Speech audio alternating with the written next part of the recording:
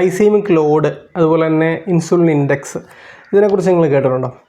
നിങ്ങൾക്ക് പ്രമേഹമുണ്ട്, diabetic patients ആണെങ്കിൽ ഒരു ഡയറ്റൊക്കെ പ്ലാൻ ചെയ്യുന്ന സമയത്ത് എന്തൊക്കെ ആഹാരം കഴിക്കാം എന്ന് പ്ലാൻ ചെയ്യുന്ന സമയത്ത് ഇതൊക്കെ അറിഞ്ഞിരിക്കുന്നത് വളരെ നല്ലതാണ്.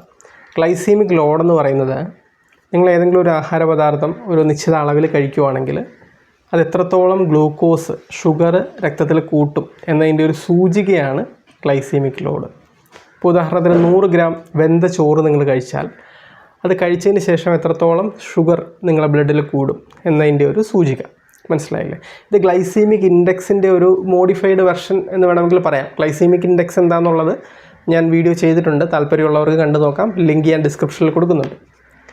അപ്പോൾ ഇതിന് ഒരു കാൽക്കുലേഷൻ ഉണ്ട്. ഇത് കാൽക്കുലേറ്റ് ചെയ്തെടുക്കുന്നതിന് നമ്മളതൊന്നും അറിയണ്ട, അത് ഓൾറെഡി കാൽക്കുലേറ്റ് ചെയ്ത് അതിൻ്റെ ചാർട്ടുകൾ നിലവിൽ ന്യൂട്രീഷൻ ബോർഡ് ഓഫ് ഇന്ത്യയൊക്കെ പബ്ലിഷ് ചെയ്തിട്ടുണ്ട്. അതിലിപ്പോൾ ഓരോ ആഹാരത്തിൻ്റെ അരി അല്ലെങ്കിൽ ഇഡലി, ആപ്പിള് ഇതുപോലുള്ള ഒരുമാതിരിപ്പെട്ട എല്ലാ ആഹാരങ്ങളുടെയും ഗ്ലൈസീമിക് ലോഡ് അതിൽ രേഖപ്പെടുത്തിയിട്ടുണ്ട്. അതൊരു ഇപ്പം 7, 8, 9, 10 എന്ന രീതിയിലാണ് അത് രേഖപ്പെടുത്തിയിരിക്കുന്നത്. ഇതിൽ 10ന് താഴെ വരുന്നതാണ് കുറഞ്ഞ ഗ്ലൈസീമിക് ലോഡുള്ള ആഹാരങ്ങൾ. അപ്പോൾ നമുക്ക് നോക്കിയാൽ കാണാൻ സാധിക്കും. അതുപോലെ തന്നെ 11 തൊട്ട് 19 വരെ വരുന്നതാണ് മോഡറേറ്റ് ഗ്ലൈസീമിക് ലോഡുള്ള ആഹാരങ്ങൾ. 20ന് മുകളിലേക്ക് പോകും തോറും അത് ഹൈ ഗ്ലൈസീമിക് ലോഡുള്ള ആഹാരങ്ങളാണ്. ആ രീതിയിലുള്ള ആഹാരങ്ങൾ നമ്മൾ റെഗുലറായിട്ട് കഴിച്ചു കഴിഞ്ഞാൽ അത് പ്രമേഹ രോഗം വരുന്നതിന് സാധ്യതയുണ്ട്. ഈ പ്രമേഹ രോഗം ഉള്ളവരാണ് അങ്ങനെ കഴിക്കുന്നതെങ്കിൽ ഷുഗർ കൺട്രോൾ ആകാതിരിക്കുന്നതിനും സാധ്യതയുണ്ട്.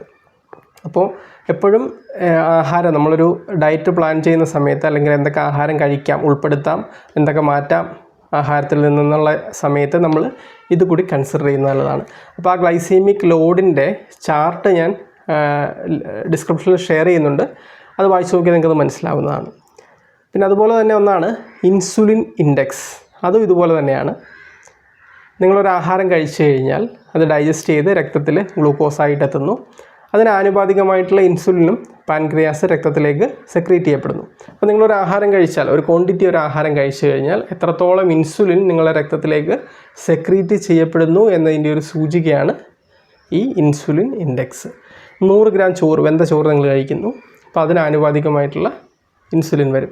അപ്പോൾ കൂടുതൽ കാർബോഹൈഡ്രേറ്റ്, അന്നജം അല്ലെങ്കിൽ ഷുഗർ ഒക്കെയുള്ള ആഹാരങ്ങൾ കഴിച്ചു കഴിഞ്ഞാൽ എന്ത് പറ്റും? രക്തത്തിലേക്ക് കൂടുതലായിട്ട് ഗ്ലൂക്കോസ് എത്തുകയും അപ്പം കൂടുതൽ ഇൻസുലിനെ പാൻക്രിയാസിന് സെക്രീറ്റ് ചെയ്യപ്പെടേണ്ടി വരികയും ചെയ്യുന്നു.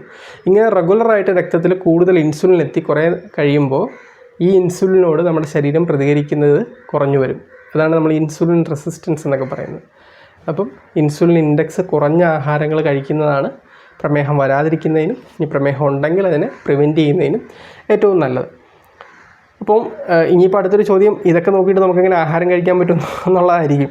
അപ്പോൾ അത് ശ്രദ്ധിക്കേണ്ട ഒരു കാര്യം, ഇതൊക്കെ നമ്മൾ കൃത്യമായി മനസ്സിലാക്കി ഈ രീതിയിൽ ആഹാരം ഡയറ്റ് പ്ലാൻ ചെയ്ത് കഴിച്ചു കഴിഞ്ഞാൽ പലപ്പോഴും പ്രമേഹം വളരെ ഭംഗിയായിട്ട് നിയന്ത്രിക്കാൻ പറ്റും, നിങ്ങളുടെ മരുന്ന് നിർത്താൻ പറ്റും.